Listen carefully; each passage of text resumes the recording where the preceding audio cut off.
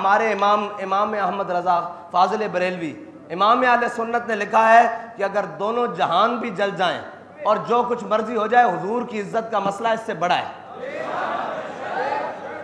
اور رہی بات کہ حضور کی عزت کے مسئلے میں یا قرآن کے تحفظ کے مقابلے میں تم کسی بھی چیز کو لا کر کھڑے ہو، سب سے پہلے تحفظ قرآن ہے، تحفظ ناموس رسالت ہے، اس کے بعد جو چیز آئے گی اس کا تحفظ ہے۔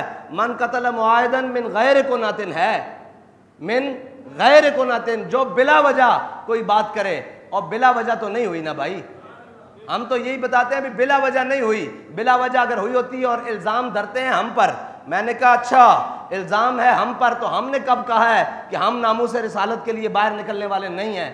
ہم نے کب کہا ہے کہ ہم تحفظ قرآن کے لیے باہر روڈوں پر آنے والے نہیں ہیں؟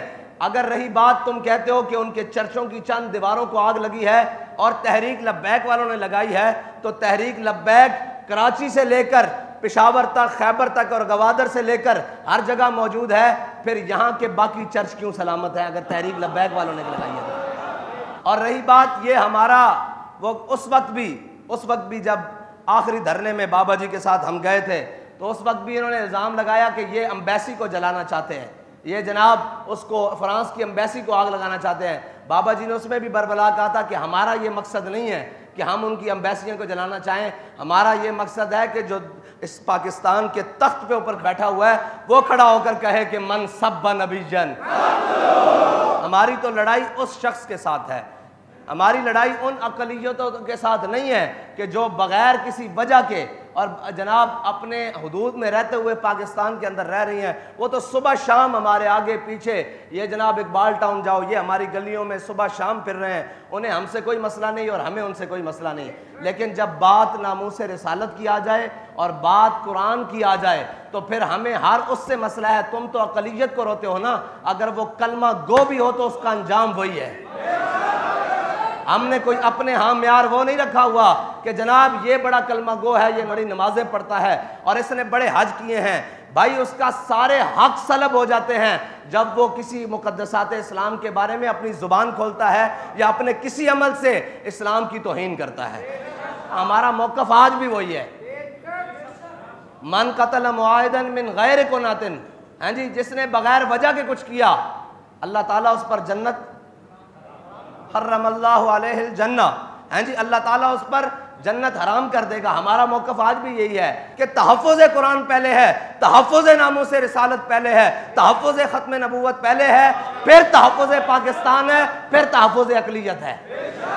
یہ ہمارا بنیادی اصولی موقف ہے۔ اگر کوئی نہیں سمجھتا تو آج کان کھول کے سن لے کہ سب سے پہلے تحفظ ناموس رسالت ہے۔ ہمارا امام تو کہتا ہے کروں تیرے نام پہ جاں فدا، نہ بس ایک جاں دو جہاں فدا۔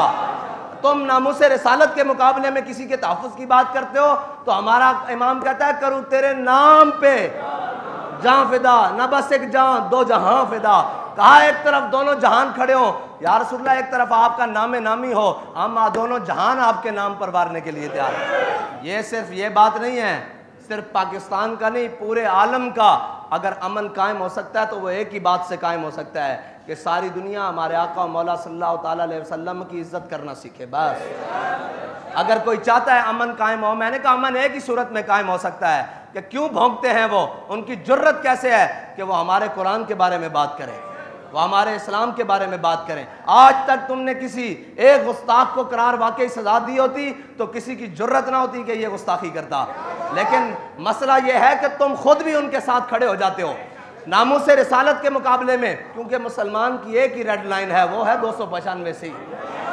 جب بات اس پر آ جائے پھر تو یہ کیا ہے، دونوں جہانوں کو بھی آگ لگ جائے ہم اس کی پرواہ نہیں کرتے، اس لیے کیونکہ ہمارے امام نے کہا ہے کروں تیرے نام پہ جاں فدا، نہ بس ایک جاں دو جہاں فدا، اور دو جہاں سے بھی کہا حضور آپ کے نام کے مقابلے میں یہ دونوں جہان بھی ہوں تو ہمیں اس سے پرواہ نہیں ہے، اور دو جہاں سے بھی نہیں جی بھرا، کروں کیا کروڑوں جہاں نہیں۔ یہ ہے ہمارا عقیدہ اور یہ ہماری بات۔ وہ سن رہا تھا میں انٹرویو، اس نے کہا کہ ہم جب سے پاکستان بنا ہے یا جب سے یہاں آ کر آباد ہوئے ہیں آج تک ہمیں کبھی مسئلہ نہیں بنا۔ تو اس کا مطلب ہے مسئلہ تو ان کو کبھی نہیں ہوا اس مسلمانوں سے. اگر مسئلہ ہوتا تو وہ یہ شکایت کرتے کہ جی یہ ہمیں تو آئے روز تنگ کرتے ہیں, آج ان کو بہانہ مل گیا. اس نے کہا نہیں, جب سے ہم بس رہے ہیں ہمارے ہاں کوئی مسائل نہیں ہیں, ان کی خوشیوں میں ہم جاتے ہیں اور وہ ہماری خوشیوں میں شریک ہوتے ہیں, اٹھتے ہیں بیٹھتے ہیں, ہمارے ہاں کبھی مسئلہ نہیں ہوا. آج یہ واقعہ ہوا ہے تو اپنے بھی بیگانے ہو گئے ہیں. یہ مسلمان کا بنیادی دین کا فرض ہے کہ جب اس کے نبی کی عزت کی باری آ جائے تو تم یہ بات کرتے ہو کہ جناب اقلیتیں. یہاں تو چھوٹے بھائی نے بڑے بھائی سے کہا یہ دیکھو میری ماں جایا, ہاں جی حضور نے فرمایا جا کر فلاں یہودی کو قتل کر کے آؤ. فلاں تم کہتے ہو ساتھ والے رہنے والے اقلیت, یہاں حضور کا فرمان آ جائے, حضور نے فرمایا جا فلاں یہودی کو جناب قتل کر کے آؤ. صحابی گئے یہودی کو قتل کر کے آ گئے تو ان کا جو نام کیا ہے نا بھائی, وہ ان کو ملامت کرنے لگا. بڑا بھائی چھوٹے بھائی کو ملامت کرنے لگا. حضرت محیصہ پہلے اسلام لے آئے اور خویصہ بعد میں لے کر آئے. بڑے بھائی نے چھوٹے بھائی کو ملامت کی نا, ملامت کی کہ یہ دیکھ تو تیرے ابھی رگوں میں یہودی کے قرض کا خون دوڑتا ہے, اسی یہودی کو, اور تو اس کو مار آیا ہے. جب ناموس سے رسالت کی بات آئے گی ہم تو اپنے بڑے بھائی کو نہیں دیکھتے یار, ہم تو اپنے سگے رشتوں کو نہیں دیکھتے. اور حضرت محیصہ نے خویصہ کا ہاتھ پکڑا اور باہر چوک میں لے آئے. فرمایا یہ میری ماں جایا. بھائی بھی نہیں کہا, ماں جایا تو تھا نا, ہاں جی اسی ماں کے بطن سے دونوں پیدا ہوئے, ایک ہی ماں کے. فرمایا یہ میرا ماں جایا مجھے ملامت کرتا ہے کہ میں نے یہودی کا سر کیوں اتارا. عرض کرنے لگے میرے آقا مولا صلی اللہ علیہ وسلم اگر حکم دینا کہ میں اپنے سگے بھائی کا سر اتارنا ہے تو میں 1 سیکنڈ بھی دیر نہ لگاؤں, اس کا بھی سر اتار کے لاؤں.